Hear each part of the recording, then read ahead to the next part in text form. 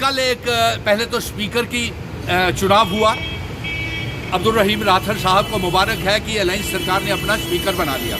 दूसरा, मैं ये कहूँगा कि अलायंस सरकार से ये मांग करूँगा, खासतौर के ऊपर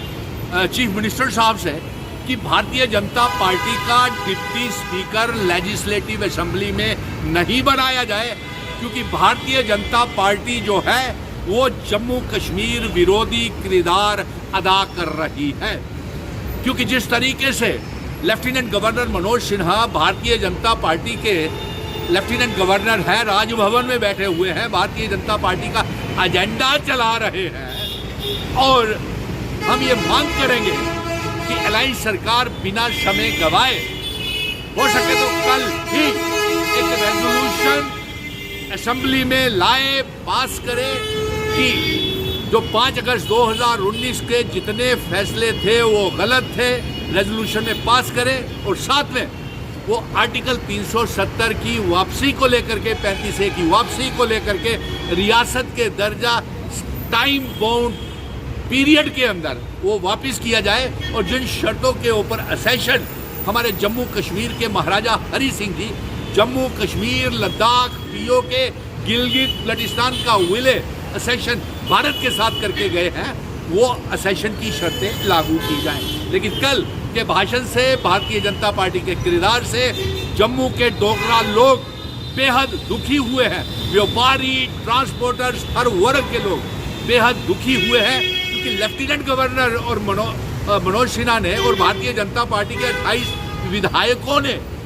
असेंबली में दरबार मूव शुरू करने की बात नहीं उठाई, जबकि तमाम जम्मू कश्मीर की आवाम, व्यापारी, ट्रांसपोर्टर, तमाम वर्ग के लोग रोजगार के लिए बढ़ाने के लिए दरबार मूव की मांग कर रहे हैं। और भारतीय जनता पार्टी ने मुखालफत की। एलजी ने कहा कोशिश की जाएगी रियासत के दर्जा वापस लाने के लिए, यानी कि समय की पाबंद नहीं किया। और दूसरा, एलजी ने तो और अपने भाषण से लोगों को निराश कर दिया, क्योंकि उसने 200 यूनिट बिजली फ्री देने की बात उसको कही है जो ज़रूरतमंद होंगे। अरे वादा तो अलायंस सरकार ने इस बात का किया था कि सभी को 200 यूनिट फ्री दी जाएगी, और लेफ्टिनेंट गवर्नर और भारतीय जनता पार्टी का तो तब वो उनको सराहा जाता अगर एलजी उस भाषण में ये ऐलान करते कि नरेंद्र मोदी जी ने भी 300 यूनिट और जम्मू कश्मीर के लोगों को फ्री कर दी है, यानी कि 300 मोदी जी की यूनिट और 200 अलायंस सरकार की 500 यूनिट फ्री कर दी गई है। लेकिन इन्होंने हमारे बिजली के प्रोजेक्ट दरबार मूव शुरू करने की बात नहीं की। रेत, बजरी, पहाड़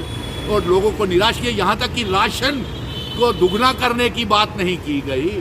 और यहाँ तक कि जो हमारे बेरोजगार नौजवान हैं उनको पक्का करने की बात नहीं की गई। यानी कि भारी निराशा हुई है, और इसलिए हम ये जो आप पत्रकार मित्र मुझसे ये पूछ रहे हैं कि कल 370 के ऊपर हंगामा हो गया, होने दीजिए हंगामा।